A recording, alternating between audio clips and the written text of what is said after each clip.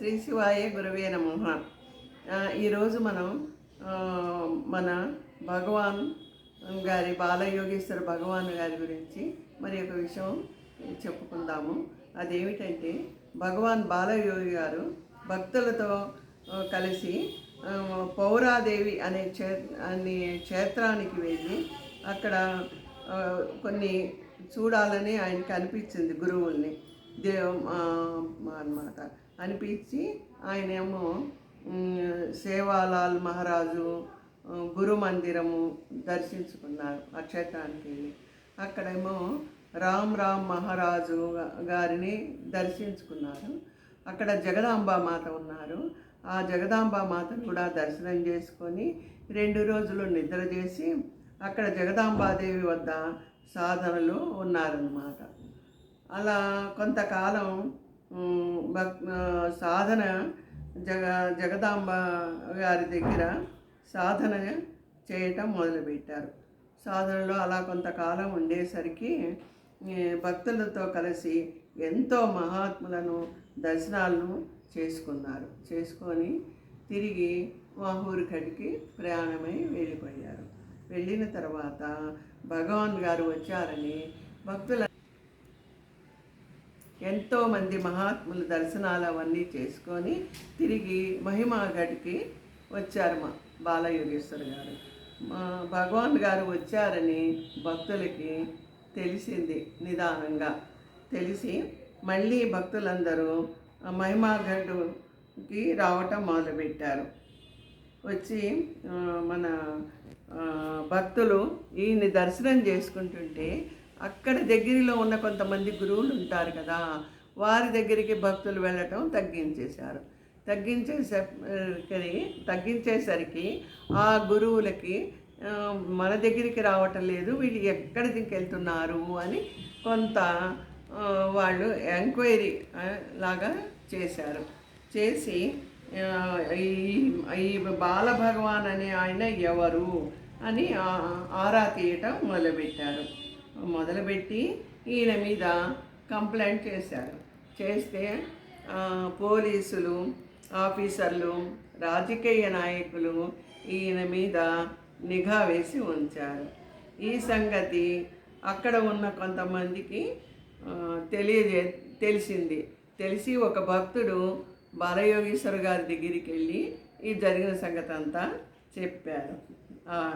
చెప్పేటప్పటికీ అప్పుడు బాలయోగేశ్వర గారు ఒక చిన్నగా చిరునవ్వు నవ్వి అంటారు, పైకి చూసి ఆకాశం వైపు చూసి, హే రామకృష్ణ శ్రీరామకృష్ణ అనుకుంటూ ఆయన నవ్వి అంటారు, నా దగ్గర బూడిద తప్ప ఏమున్నది అని చెప్పి భక్తులకి చెప్తారనమాట, తెలియజేసిన తర్వాత ఆయన ఓం నమ శివాయ, ఓం నమ శివాయ, ఓం నమ శివాయ, ఓం నమ శివాయ, ఓం నమ శివాయ అని 5 సార్లు నమ శివాయ అని పలికి 5 అగరబత్తుల్ని ధూపం వెలిగించారు.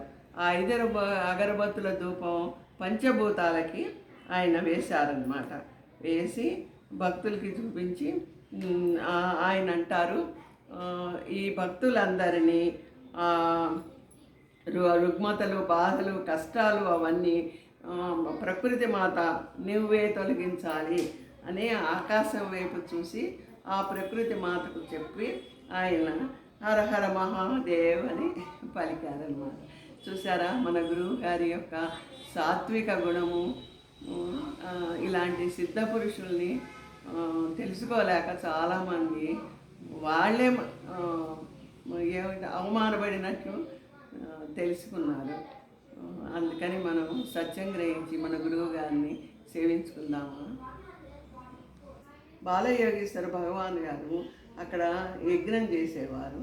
ఆ యజ్ఞంలో చేసినప్పుడు భస్మం వస్తుంది కదా, ఆ భస్మాన్ని వచ్చిన భక్తులందరినీ మీరు తీసుకెళ్ళండి అని చెప్పేవారు.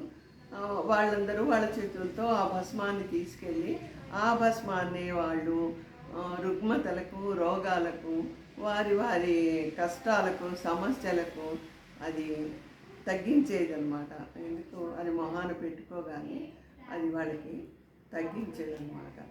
చూసారా మన బాలయ్య ఈశ్వర గారి మహత్యము, ఆయన దర్శన భాగ్యము, ఆయన ఇచ్చే విభూతిలో ఎంత మహత్యం ఉన్నది అని అందరూ గ్రహించాలని నేను కోరుకుంటున్నాను. అందరికీ భక్తులందరికీ ఆయన మహత్యం చూసారా ఎలా తెలుస్తుందో. ఈ మహత్యం అంతా తెలియని భక్తులు కూడా మీరు తెలియజేయండి. ఇదంతా నాకు ఈ ఆయన మహత్యాలు, ఈ విషయాలు ఇవన్నీ మీకెలా తెలిసాయని అనుకుంటున్నారేమో. అది నాకు నారాయణ ఈశ్వర్ గారు చెప్పిన అందువల్ల తెలిసినాయి. అందువల్ల నేను కూడా గ్రహించాను, మీ అందరికీ తెలియజేస్తున్నాను. హరహర మహాదేవ్, విజయాబ్రహ్మరామ మీకు నమస్కారాలతో. ఓం నమ శివాయ. హరహర మహాదేవ్.